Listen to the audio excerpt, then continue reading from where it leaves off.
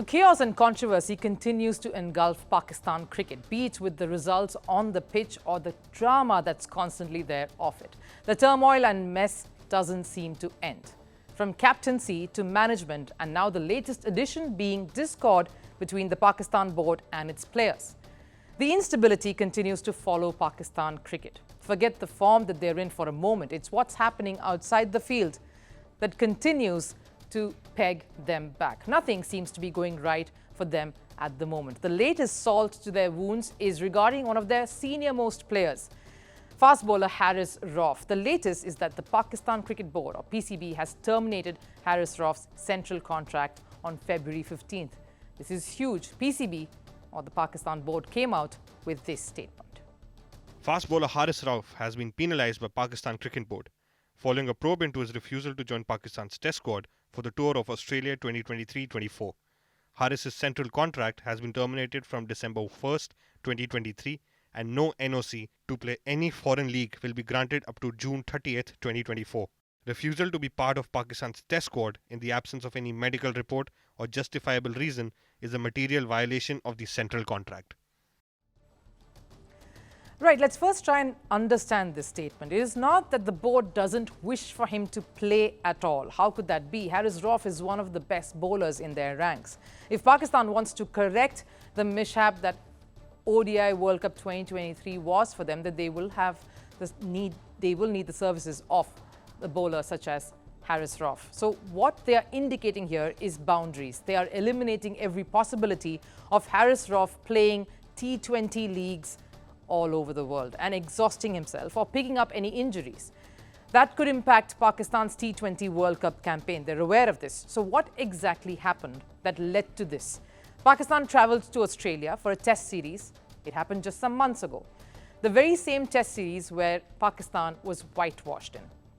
Haris Rauf had stated his reluctance in being picked for this series. He had no intention of playing test cricket. From grumbling about too much cricket, it finally came down to wanting to play in Australia, yes, but not the test series, the T20 League, the Big Bash. After a lot of hemming and hawing, the Pakistan Cricket Board finally decided to let Haris Rauf play, with the condition of him coming back to play the T20 series against New Zealand the month afterwards. The T20 series that would be a preparatory one for the World Cup that is coming in a few months now.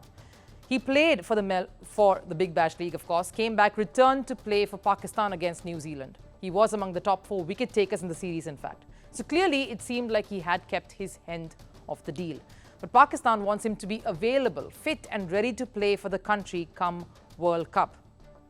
They did have a hearing and they decided to take this decision post it. It is reflective in some ways of many of the other mini battles a lot of the other boards the world over are engaged in at the moment. The allure and temptation of T20 leagues has pushed many cricketers away from their board and the central contracts. And this is the case normally with players who are in the latter half of their careers, like Haris Rauf here. But Pakistan coming down hard on Rauf is just them showing the player who the boss is. Some boards like the West Indies clearly do not seem to have that strong hold, with certain key players choosing to go the league way and the board relenting. But the big worry in Pakistan cricket is not only insubordination. PCB has also parted ways with Mohammed Hafeez, the former cricketer who served as the director of cricket post the World Cup loss. Now let's face it, the results have not come in. Whether it's the defeat in Australia thereafter or the humiliating loss against New Zealand that they faced in the T20 series where they lost 1-4.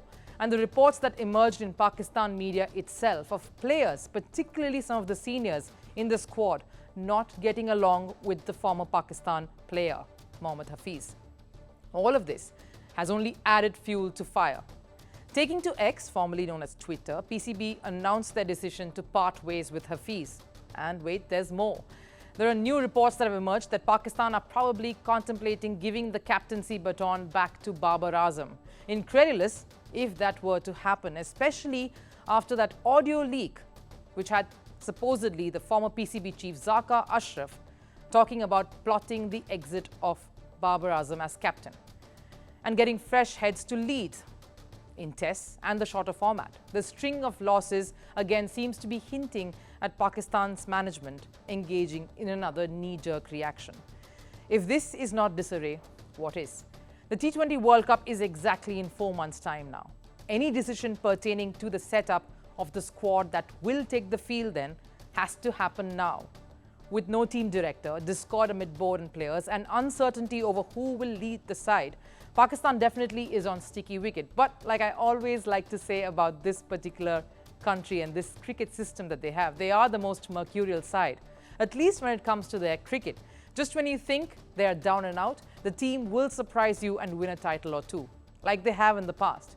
So maybe the affairs and the chaos outside the field too will suddenly fall into place. At least that's what Pakistan cricket fans will be hoping. From impeachments to inaugurations, if it's a political story, we are on the scene.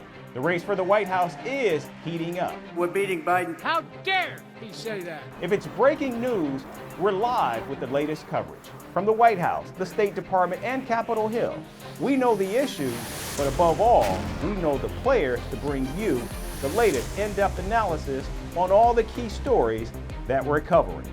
I'm Eric Ham. Join me from Washington here on Firstpost America.